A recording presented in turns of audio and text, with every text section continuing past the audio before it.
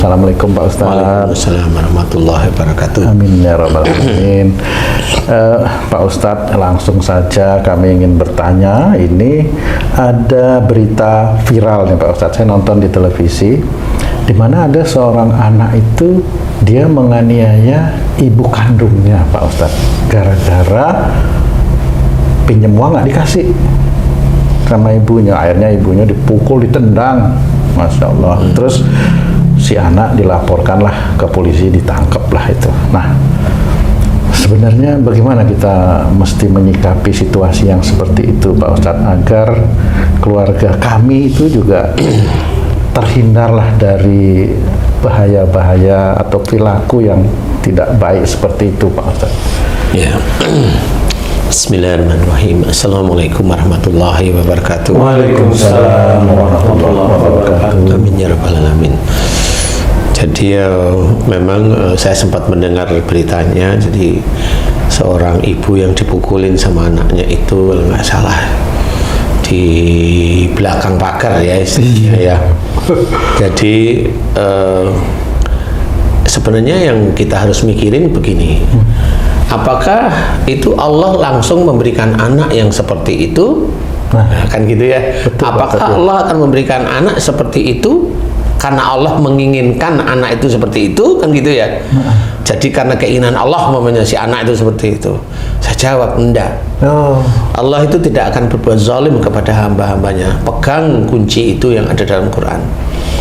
Berarti kejadian itu memang benar atas izin Allah. Kan beda kalau Allah menginginkan anak itu terlahir seperti itu, bukan keinginan Allah, tapi Allah mengizinkan anak terlahir seperti itu. Nah, jadi harus pahami itu. Karena selama ini orang itu hanya cuma mau lepas tangan. Iya. Saya nggak seperti itu anak saya. Pembelaan diri Pak Ustadz. Pembelaan diri yang kalau saya tersenyum aja. Ya boleh membela diri, tapi Allah itu kan tahu ya. Jadi anak itu terlahir seperti itu, insya Allah pasti dari kelakuannya itu diambil dari salah satu orang tuanya. Entah itu ayahnya, entah itu ibunya, kan gitu ya. Kalau momennya dilihat ibunya itu agak tenang, agak ini, ya bisa aja itu dari yang lain, kan gitu ya. Jadi sifat-sifat seperti itu sifat apa ini? Emosional, tersinggung, egois, marah. Jadi insya Allah genetik dari salah satu orang tuanya atau dua dari orang tuanya itu diambilkan, diizinkan masuk pada janin pada waktu itu. Makanya tetap ada nasab istilahnya. Nasab itu jelas ada. Nah, biasanya kalau saya itu ada penyakit yang ada di daerah tulang ekor sama tulang belakang bagian bawah, nah ini dia pasti marah di dalam keluarga. Insya Allah gitu. Jadi titiknya di situ. Makanya tulang ekor itu salah satu tulang yang nggak bisa hancur. Nah, insya Allah sifat-sifat itu diambilkan. Bisa dari ayah, bisa dari ibu oleh Allah Ta'ala. Untuk apa anak ini diizinkan oleh Allah Ta'ala seperti ini? Ini untuk menguji orang tuanya sebenarnya. Orang tua yang mana? Yang punya sifat seperti itu. Nah, kalau ini kan si anak menganiaya ibunya Pak Ustadz. Berarti apakah ada sifat ibunya seperti itu juga? Wallahu alam. Saya bercerita karena pengalaman aja. Begini kan nggak bisa diceritain, kecuali kalau si ibu cerita mamanya begini, suami saya begini, itu kan kelihatan. Yang begini ini kan karena saya hafal dengan banyak pasien-pasien saya, sehingga kayak umpamanya anak kecil umur belum akhir balik, baru kelas 4 SD tapi kena kanker. Nah itu kan ketahuan bahwa ya ini berarti si ayah atau si ibu dari adik yang kena kanker ini, insya Allah dia marah dengan orang tuanya, insya Allah itu. Dan kalau memang dirunut, insya Allah benar. Nah, begitulah cara Allah itu memberikan ujian bahwa masih ada dosa, di hadapan Allah Ta'ala. Nah, kalau memang itu ada sifat si anak yang mukulin ibunya itu ada sifat umpamanya dari bapaknya umpamanya, atau ada sifat dari ibunya, itu kan harus berkaca bahwa kok itu kayak sifatku ya, kan gitu. Kemudian mohonlah ampunan kepada Allah Ta'ala, karena memang sudah dianjurkan oleh Allah Ta'ala untuk bertobat, memohon ampun kepada Allah Ta'ala jika kita memang melakukan kesalahan. Nah, bagi orang-orang, kebanyakan saudara-saudara kita itu tidak pernah merasa Berdosa. dirinya itu bersalah dan berdosa di hadapan Allah Ta'ala. Makanya yang seperti itu juga tidak diajarkan oleh guru-gurunya itu memahami bahwa ilmu genetik itu sebenarnya ada di dalam Quran sebenarnya. Jadi ilmu nasab itu jelas, itu genetik itu jelas. Jadi anak itu tidak akan keluar dari garis bapak atau ibunya. Itu sudah sangat jelas sekali. Jadi kalau umpamanya suami istri dijelaskan dalam Quran, kalau bertakwa suami, istri, anak, kemudian orang tuanya dan orang-orang bertakwa akan bertemu nanti di surga. Nah, di titik itu menceritakan bahwa suami dan istri itu harus benar-benar takwa kepada Allah Ta'ala. Berarti tidak ada pertengkaran, berarti tidak ada kedoliman antara suami mendolimi istri, ya tidak boleh, istri mendolimi suami, ya tidak boleh. Sehingga itulah wujud takwa, sehingga nanti akan ketemu di surga seperti apa yang dalam Quran.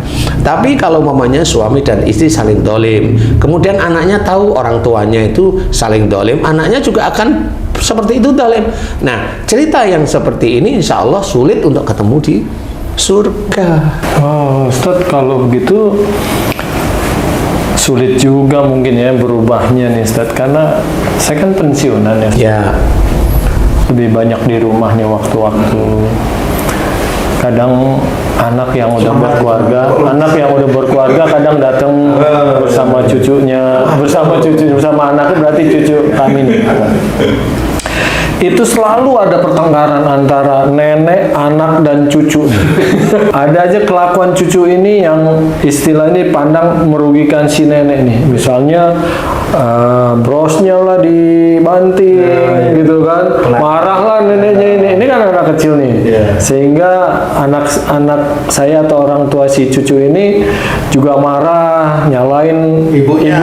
Kenapa naruh sembarangan. Itu ada aja keributan seperti itu apakah bisa dirubah tuh Ustaz? Ya, ini kan sama mirip tadi ya. Sebenarnya kalau tadi anak mukulin ibunya, bisa sebenarnya ini genetik dari seorang ayah atau ibunya si mukulin ini ada di dia. Turun, no? Bukan berarti si anak nggak salah. Oh ya salah tetepan kan gitu.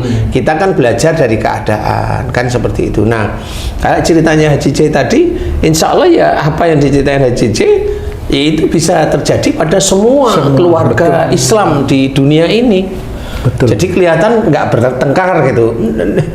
Itu kan hanya menutupi dirinya sendiri. Tapi kalau Haji J bercerita ini kan siapa tahu ada ilmu yang bisa diambil di situ ya, bisa dipetik dari cerita Haji J. Jadi begini Ji. Kalau tadi cucu matain bros nih, banting rusak, kemudian neneknya marahin cucu, kemudian ibunya belain cucunya, marah sama ibunya. Ini sebenarnya dari sini sudah kelihatan besok ini keluarga ini mau kemana nih sebenarnya. Kan ini satu, si cucu matain banting bros rusak.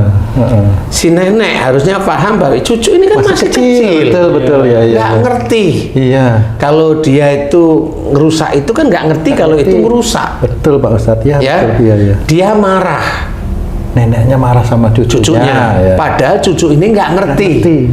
Kalau neneknya sudah tahu kalau si cucu ini masih kecil, masih belum balik, sekolah aja masih belum paham kan gitu.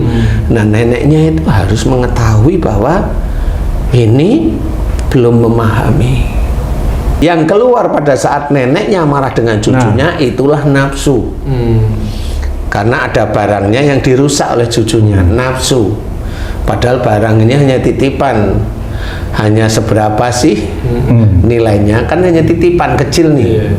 Nah, dia aja masalah dunia yang hanya sebegitu aja dia berani mengeluarkan marah kepada cucunya, berarti dia nggak ingat bahwa sebenarnya kalau marah itu dosa. Betul. Nah, di titik inilah sebenarnya di dalam antara nenek dengan cucu ini neneknya yang salah. Satu.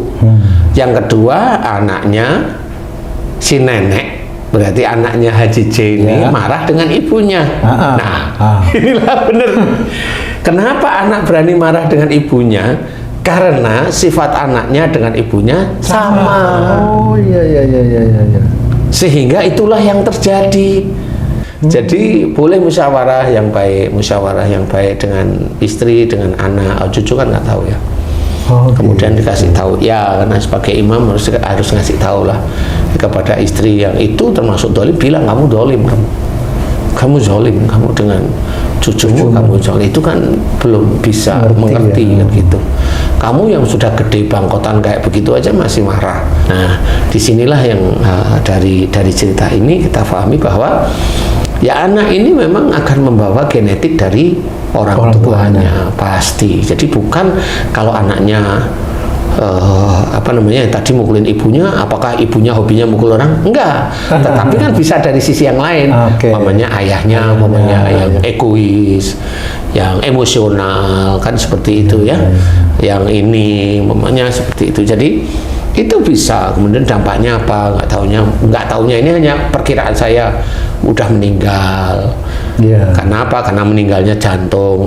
Kenapa meninggalnya ini? Atau pisah? Kenapa? Emang si ibu nggak cocok dengan suaminya. Kan gitu-gitu aja sebenarnya. Jadi kelihatan dari titik itu. Makanya bagaimana kita itu menurunkan anak-anak kita itu soleh-soleh ya dari kita memang.